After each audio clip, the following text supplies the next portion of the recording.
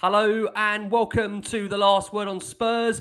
We hope you're keeping very, very safe and well. Thank you so much for joining us for a very special edition of the Last Word on Spurs. Very different content to what we're used to here, and we're absolutely delighted to be bringing you a really exclusive on the Last Word on Spurs. So thank you ever so much for tuning in, for downloading, for listening to us as always. If you're listening to us for the first time, you can find us on iTunes or on Spotify across all major audio platforms. Of course, we're on Twitter at Last Word on Spurs. We're on Facebook and Instagram too. And if you can see us, of course, we're also live on YouTube. So thank you so much for dropping us a watch.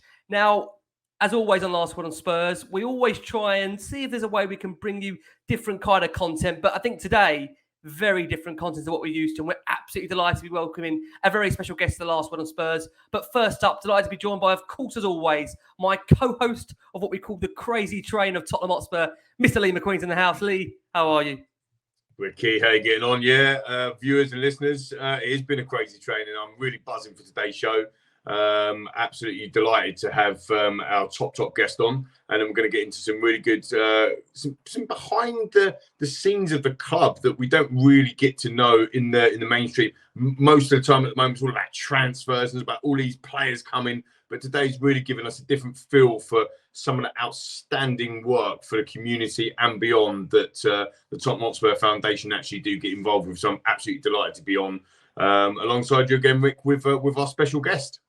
Yeah, absolutely. Well, let's bring her in. Like I say, we haven't really got the stars in your eyes, so we can kind of shield her out with the lights and the bright lights. But we've got a wonderful guest joining us. We've got the brilliant Sarah Ebanja, CEO of the Tottenham Hotspur Foundation. Sarah, thank you so much for your time. Lovely to have you on Last Word on Spurs. How are you? I'm very well. I've got butterflies. I had butterflies when there was a countdown whilst I was in the green room. It's like waiting for the gun to start to run. And then with that introduction, wow, thank you very much, guys. I hope I can live up to it. Pleasure. Well, listen, I thought we'd give you the countdown there, Sarah, to kind of prep you, to prepare you for what's to come. But I think we can both say, I think me and Lee really excited for this show. I think the opportunity to speak to somebody so well connected to the foundation, the CEO, and the great work that foundation does. And I think ultimately it's a really good opportunity for us to get to know a little bit more about the foundation, the great work that goes behind the scenes, and really bring that to the exposure of an audience that I think are all keen to really know a lot more about the great work the foundation does. So delighted that you're here, Sarah. Really looking forward to the show. What I must say very quickly is we're absolutely delighted on the Last One on Spurs. As you guys know by now, we are sponsored by the Beavertown Corner Pin. That is the Beavertown Bang opposite the South Stand. Now, as always, they do some great content down there. They've got the home win away feature that we really enjoyed last season for Liverpool away, for City away. And we're looking forward to going down there in the summer to do some more content with those guys. And also some key away games next season that, of course, will be on the big screens. Now, at the moment, Beavertown have got an exclusive special for you lovely lot. They've got a discount which you can take advantage of by using the code TOP4. That's TOP4 in all capitals, all one word, and you can bag yourself 15% off on their website for a limited time, and that's www.beavertownbrewery.co.uk. So go and check that out. And it's just to interact on that, Rick, as well, it's fantastic because when we were doing the kind of pre-setup of having Sarah on the show, we were talking about local businesses. And actually the Beavertown Corner Pin obviously is a very local business. The Corner Pin pub has been there for a long period of time, taken over essentially by Beavertown, which is a local brewery, which everybody knows is inside the stadium as well. And I think that lends itself really into the show today, doesn't it, Rick? Absolutely, yeah. I think for us, we try and align ourselves with partners in the different industries that we feel really do connect to Last Word on Spurs, and 100% Beavertown is part of that. Part of Tottenham, as we know really well, so really enjoying that partnership so far. Sarah, lovely to have you on the show, and I think we have to mention the fact that the Tottenham Hotspur Foundation, I believe, it's been a registered charity since 2006. So it's been around for a very, very long time. It's been committed to creating life-changing opportunities for people and the local communities since then. I think for us, we understand when obviously we've seen some of the work the foundation does, that it really does touch the lives of people across North London every single day. So I think the first question to you is obviously being the CEO, what is it like being part of that Tottenham Hotspur Foundation? It's fantastic, actually. I mean, I was thinking about this the other day as to why I enjoy my job so much and why it's so enriching and rewarding, because you can touch and feel and see the difference that you're trying to make and the difference that you do make. And, you know, being part of the brand, and even that we became a registered charity, you're right, Vicky, in 2006. But the club has always been committed to its community. You know, if you think of all clubs, they grew from their communities. That's how they started off, within their communities. They're part of their communities. So they've been involved in, you know, working with their neighbours and their communities for many, many years before 2006 as well. I think the key thing in 2006, and this was obviously appeared after 10 years, I think, after the Premier League had started, the key thing was, how could we, Spurs, and its club community arm, which the foundation is, we're a club community organisation, and similarly with the other professional football clubs, whether in the Premier League or the English Football League, how could we use football and sport as a real driver to bring around change in people's lives? And actually the Premier League created its own charity as well, that we work very closely with. We're part of that family, of the professional football family, where we look together, what difference can we make based on the world of football, and what do we need to do specifically locally to make that difference? And you've already touched on our areas. We operate predominantly, this is as a foundation, as a charitable body. To even become a charitable body, you have to bring public benefit. So the benefit that we seek to bring to our public, and to really be able to make the difference, we seek to look for that for our residents of Haringey, Enfield, Waltham Forest and Barnet in particular. But our reach goes further than that to the home counties as well. And specifically, because we're a charity, because we're about trying to bring transforming lives with that, we really target our resources in those areas where there's the least prosperity, those areas characterised by disadvantage. And actually, where we are in the stadium itself, that is one of the most disadvantaged areas across the country, as measured by the government.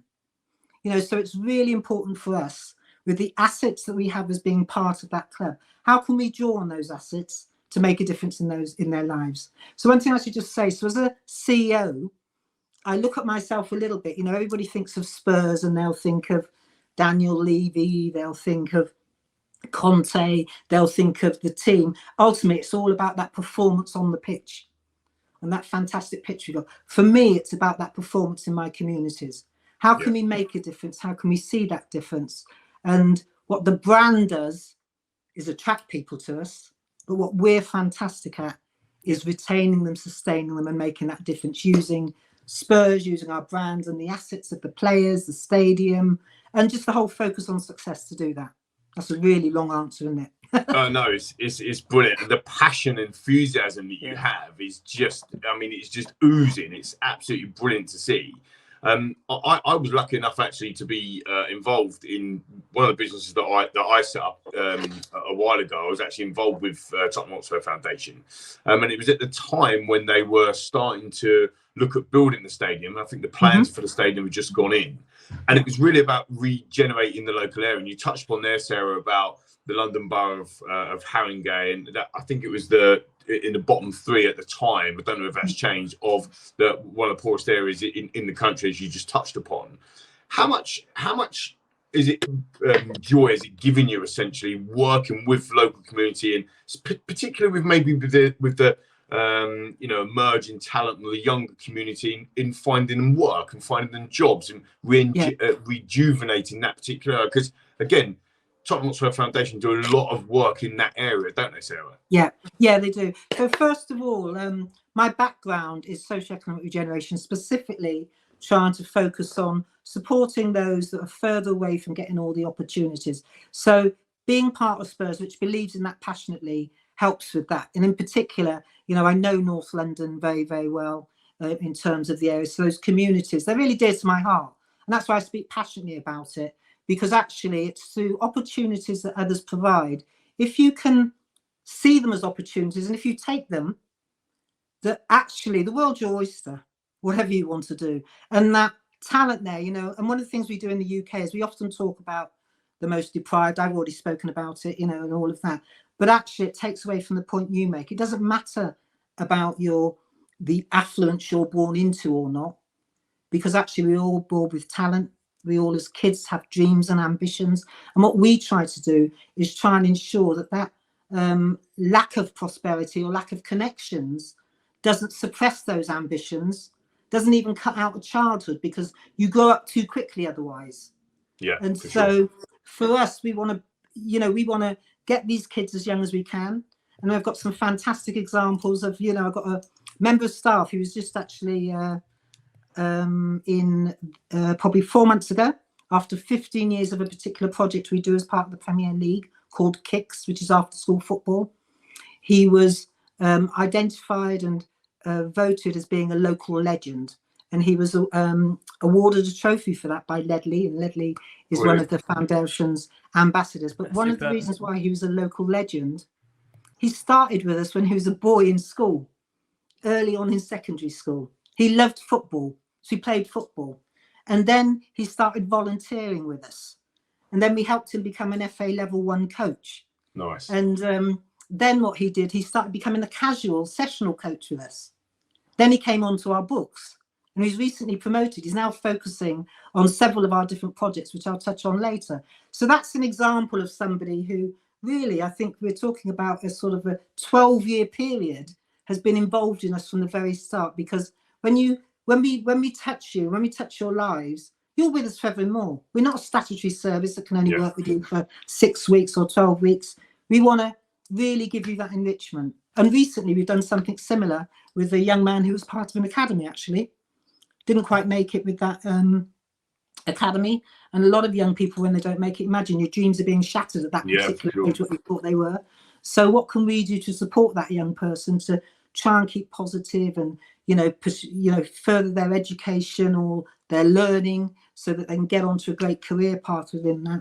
And so we've just taken him on to work with us to train as a FA coach and also in quality assurance. Because again, wearing this badge, being part of this brand, quality is paramount in everything that we do. It's really, it's fascinating to hear you talk, with the passion that you obviously have so much joy about, the role that you do. What's it like as well, kind of conditioning people that don't make it? You mentioned it there. I appreciate that this isn't a question that, beforehand, but you mentioned it there about some people don't make it. It's tough, isn't it, to make it from the football and academy side? So we need to be able to condition certainly these young people in employability skills, making sure that actually local employers and dare I say beyond will want to bring these people into their firms, into their workplace, and actually train and develop them outside of the football club as well. Do you guys as a foundation, Sarah, do a lot of work in that sort of sense as well? Yeah, we do. And I think, first of all, it's one of the things that's really important is understanding what are the issues in our area and understanding the socioeconomic profile of our area. And if we look at Haringey, if you look at London, London is an orbital, and you look at the centre of London, we're not actually a central London borough that touches the River Thames. We're actually ourselves, and as you go further north to Enfield, really we were suburbs. Okay, and so the nature of our businesses up until the 60s, we had large manufacturing around Enfield and Tottenham, lots and lots of manufacturing. All of that sort of died down when the government's approach was no longer could you rely on your brawn and your muscle to get work, but it was all about the service industry and the design and things like that. And so most of the businesses in our area are very small family-run businesses, except for the town centres where you've got the normal chains. So then you think of the stadium, you think of this multi-purpose entertainment complex where you could get a job within there. And I should say on matching event day, 3,500 people are employed there. And you can get a job working in hospitality where one day you might be serving, when you go up to the booths and the counters and you want your chips or your pie and your fish. And then another day further on, you could be serving multi-millionaires in their boxes. Silver service. So be able to, if you think of that and think of, wow, what a fantastic career exposure for the types of businesses. And you touched earlier on Beavertown. So Beavertown is a fantastic example, actually, that, and as you did in your introduction, local business, how you support the local businesses within that economy. But we also will try and support actually those employers taking on the young people, giving them apprenticeships or giving them training, because there are a lot of jobs people could go on to where they're low-income jobs, low-income industry, but they're actually poor quality employers. You can't progress in them. You're not treated well. And so what we try and do as far as possible, and this is all down to the individual wanting to do it, and we can't, there's a saying, you can take a horse to water, but you can't change them. So it's how do you inspire them? How do you inspire them and make them believe so that they do believe? It's a bit like being a coach, of a personal coach or a football coach. Yeah. Look at where you need to develop, and then they can really fly. So we do things around careers as well within that. And the other thing we do, because I have touched, when I gave those examples, it was very much about our targeted work, really. But we're also recognising the scale of unemployment in the areas that we serve. Okay, so there's not a lot of jobs in the actual boroughs that we serve, and it's really important we develop people's skills so they can go anywhere in the world for work. So expose them to all these other industries, and being part of the club, we have all the club's partners that actually banks, institutions, all of these that actually have job roles, job opportunities that we can expose careers to for the young people. And then what we've done recently, and this is the first time in the new stadium, we used to do this in White Hart Lane, and we did it whilst we were temporary lodging at Wembley. We've hosted 2 jobs fairs. We hosted a jobs fair in partnership with DWP, where we had over 2,000 people come for jobs, and we know that at least 600 people have got jobs as a result of that. And there were over 70 exhibitors, and they all had jobs available. They were looking to recruit. And more recently, we hosted a jobs fair with Manchester Airports Group, Stansted Airport in particular. And, real shortage there, and we can now see what that shortage is doing on the news. Yes, absolutely. So everything we're doing is really current and really has to reflect what's going on in our communities. And we have very diverse communities. If I look at Haringey and Enfield, probably 35% of those communities are white British born. I've got a 25% which are white non-British born, predominantly Eastern European. And then I've got 40% of visible black and minority ethnic within that. So very, very diverse. Some of the highest levels of unemployment are in the young, visible minority communities. And so we need to recognise that as well. So there's something about what we can do, what the club can do, to really ensure that we're also promoting the opportunities in the world of football, in our own business, whether it's the club itself, whether the partners' concessions, whether it's in the foundation, to all our communities. Because we want to ensure that what we're doing as far as possible, our communities are getting benefit and a part of that and become part of the sector as well. Because it's more than just football. Yeah, for sure. And actually, just Rick, sorry, just before I come back over to you, Rick, that you can feel that, Sarah, on a match day when you're in and around the stadium, the regeneration of just having that, that spaceship, if you like, that is just popped up like in the middle of there is incredible. I mean, obviously I go to all the home games and travel to some away games as well. But when it never ceases to amaze me when you walk around a corner and you see the stadium now, and you can hear and you can feel the gasps when people have never seen it before. It's just incredible. Fantastic. So it is really fantastic. Absolutely. Yeah, I got to say, Sarah, this is fascinating, right? I think we're 20 minutes in, and some of the examples being used and just the context of it. I think again, many people that are not well known about what the foundation does. I think this gives everybody a real feeling and a real warm feeling about the great work that's going on. So I mean, again, it's absolutely fantastic, and thank you so much for your time. It's funny because I was going to ask you a couple of examples. You've given us a number of examples there about just how much. It really does, doesn't it, Sarah? And I use the term, it does change young people's lives by what the foundation does. As you said, the successes that comes out of this, the way it shapes, it changes young people's lives from a young age. They're taken through this process, this journey. It's remarkable just how it can really bring out the best in young people, right? Yeah, it does. And so one of the things that we try to do, because obviously people get excited. They get excited anyway when they're seeing stars. And actually the players come, they do personal appearances with our schools, they get engaged in our projects within that, and also the academy, the younger players, because particularly, and lots of young people, if you talk to kids, if you talk to teenagers about who inspires them the most, invariably it's somebody that they can relate to.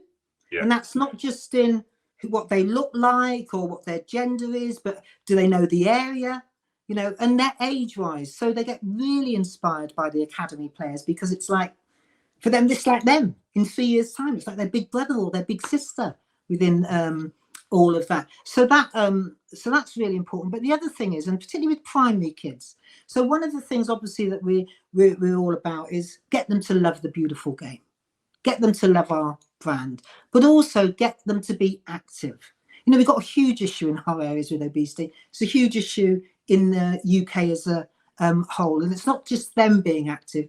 Get their siblings, their parents, get their grandparents to love the beautiful game, because it can do so much more. So it's about being active and keeping healthy, because in the areas we operate in, that unfortunately the quality of life for lots of people after 50 starts deteriorating because of the comorbidities they've had earlier in life, whether it might be diabetes, it might be just not nutritionally eating well, all of those sorts of things. So one of the things that we do, and again, this is a Premier League national programme, it will take place all over the country. We translate it and tailor it specifically for the schools that we go into, which are mainly in Enfield and Haringey, and it's called Primary Stars.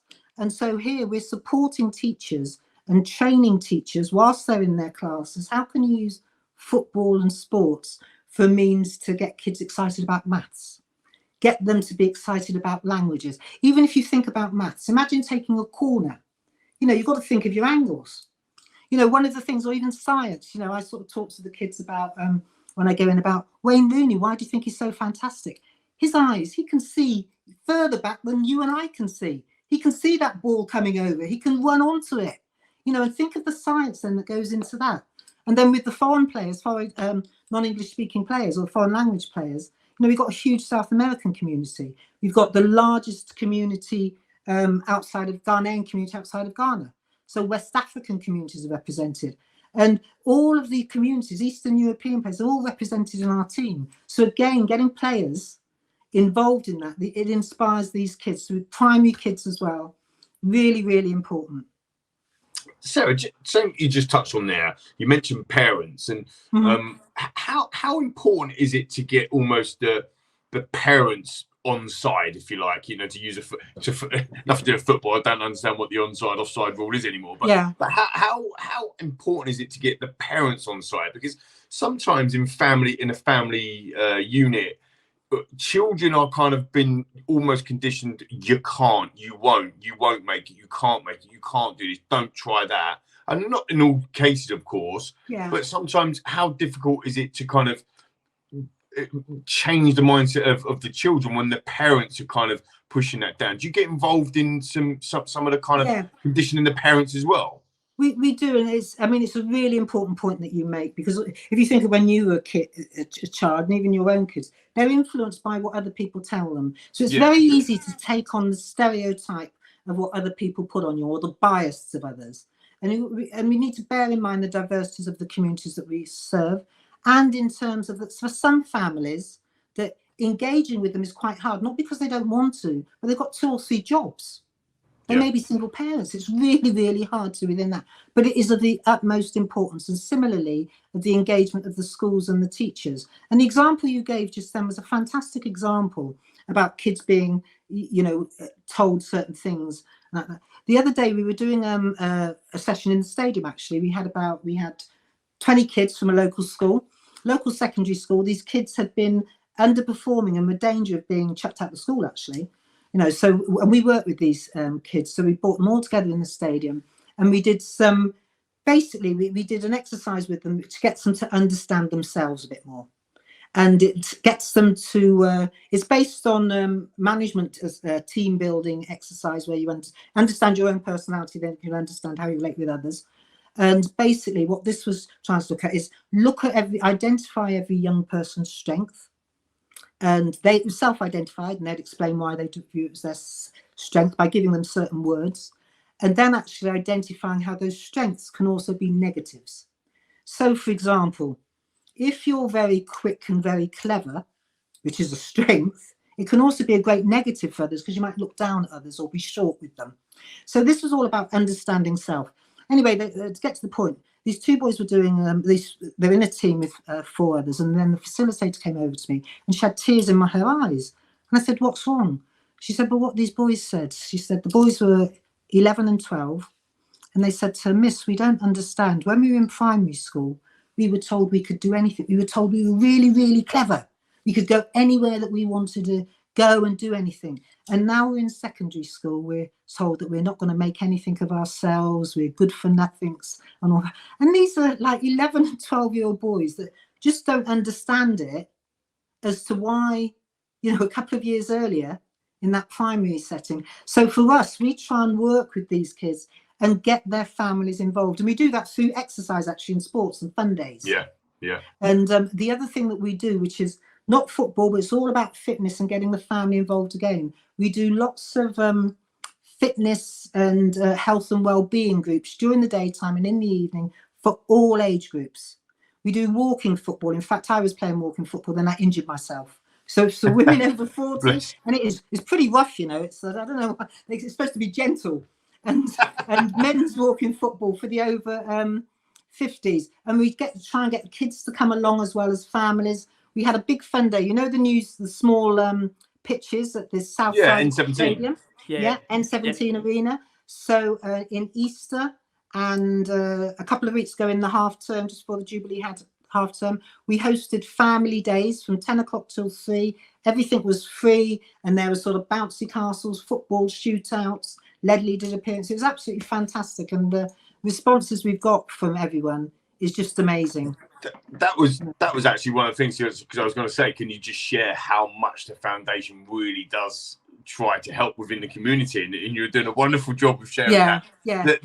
One of the things when we met your namesake Sarah and David down at location a couple of weeks back, we didn't realise, did we, Rick, that N17 Arena was even there and accessible to local families and, you know, to the wider audiences. And I just thought that was fascinating. You touched upon it there, Sarah, of actually bringing that community together. But actually, you know, it becomes that you're learning to play football, or you're playing football with your friends, or you're doing some coaching sessions in the shadow of this £1 billion stadium, which is regenerating the area. I find it fascinating. It's fantastic work, actually. And there's so many people that will be watching this and looking at their families and in them situations that you're describing, think, I didn't even know that existed. I didn't even know that was theirs. It's fascinating. You mentioned about Ledley going down. I think Romero's been down there, isn't he? And doing a lot of the players have been down there.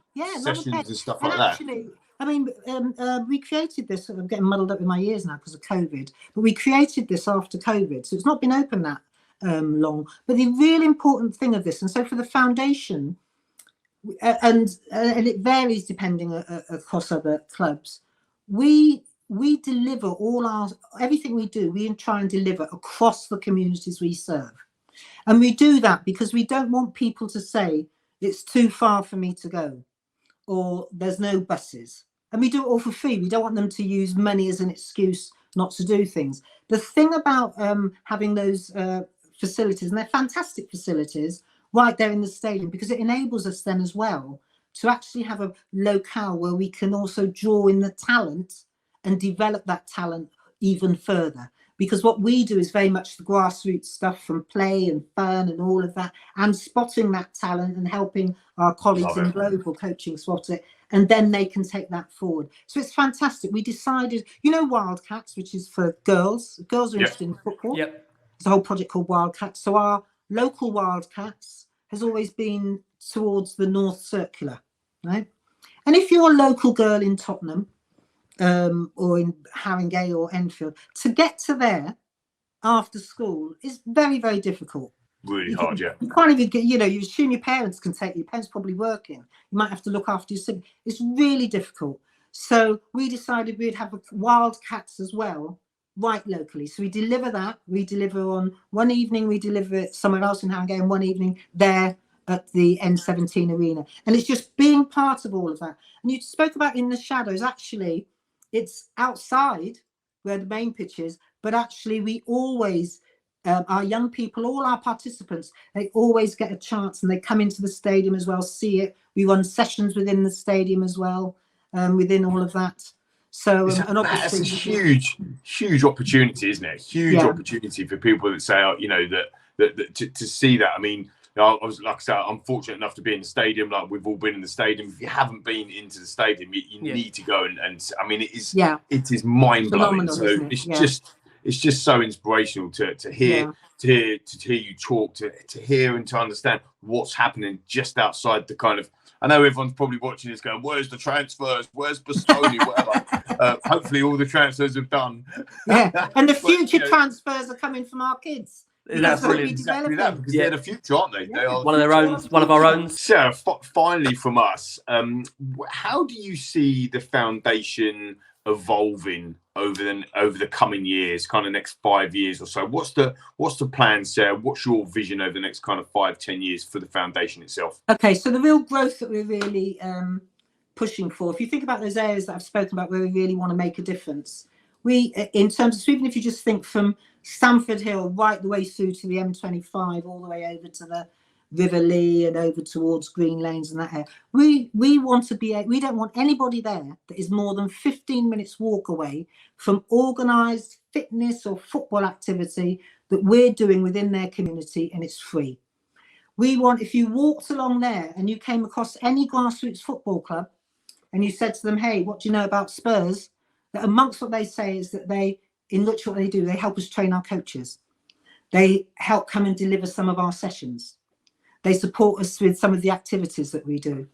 And so, the other thing is that every school along there, and we're talking altogether, so over 100 schools along there, if you take into consideration primary schools and secondary schools, that we have a relationship with all of them. But that relationship, which we do at the moment, but that relationship is that we've been in there, they've got our enrichment, they've come to the stadium, there's been player appearances. So basically, every person that lives within that area will have got some enrichment from us as Spurs. And I just do want to say one last thing before I end.